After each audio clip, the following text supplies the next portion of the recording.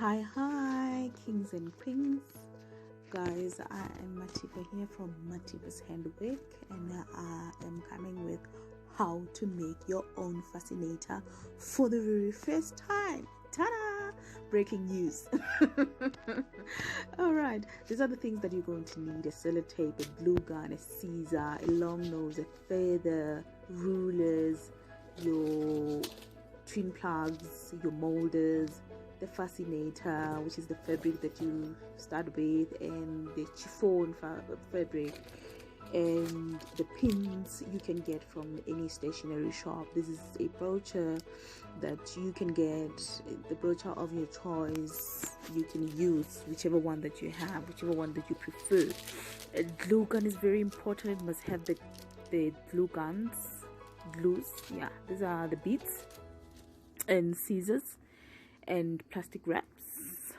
This is a colorless thread that you're going to need, and a ruler for measurements.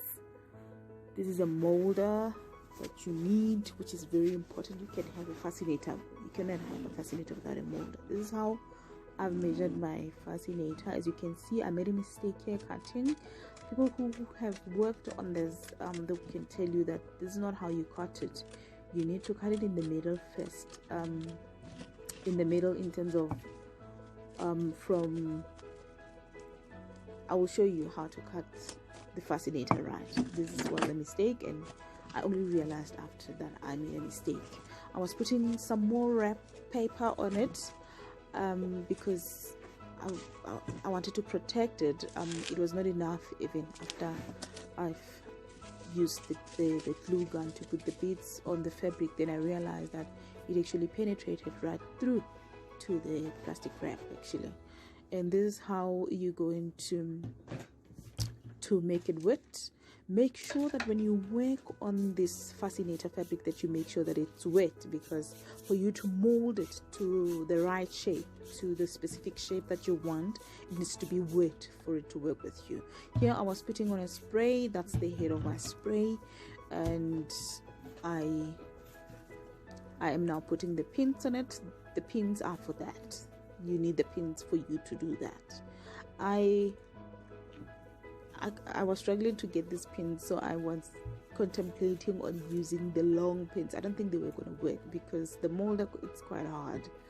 Obviously it has to be hard because the fascinator is a very hard fabric as well, so you need hard pins. You can get them actually at Shoprite Checkers.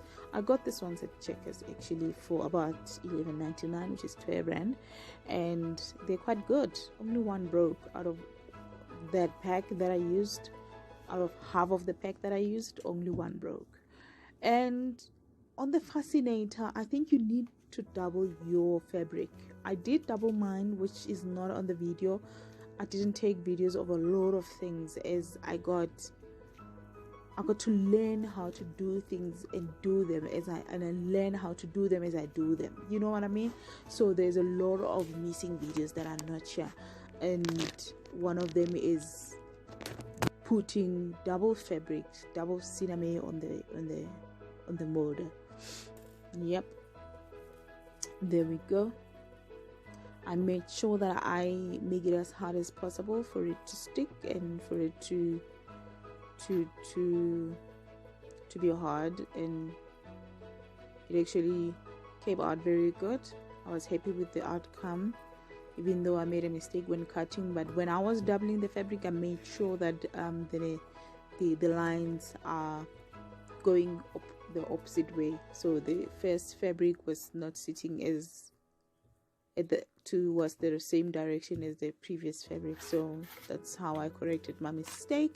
But you will see further down on part 2, because this is part 1.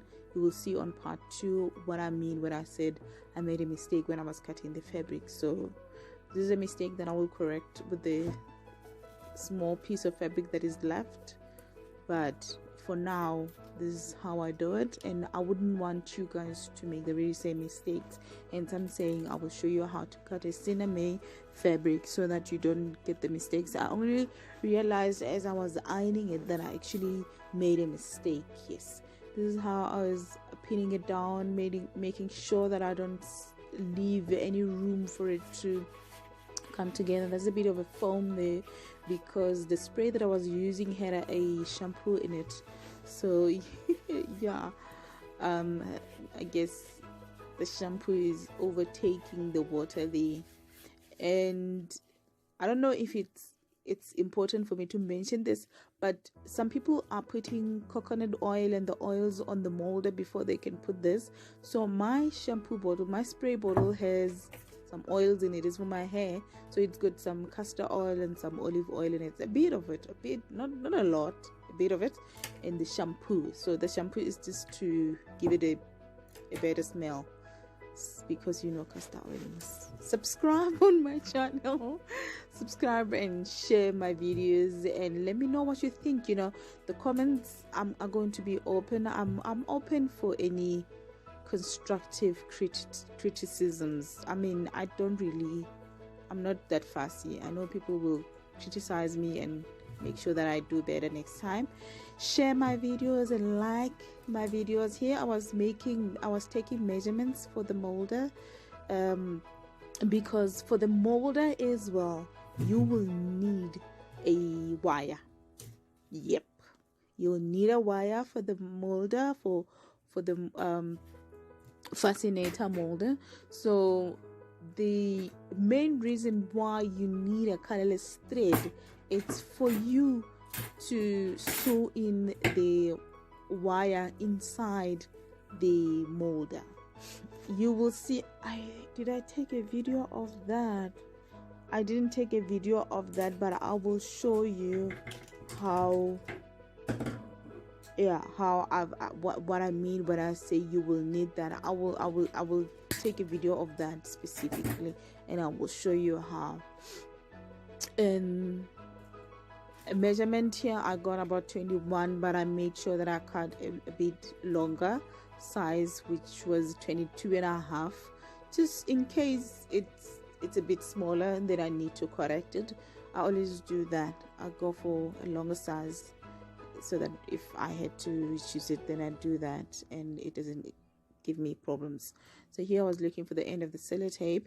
You can use any kinds of sellotape. I've seen a lot of YouTubers using a fabric sellotape.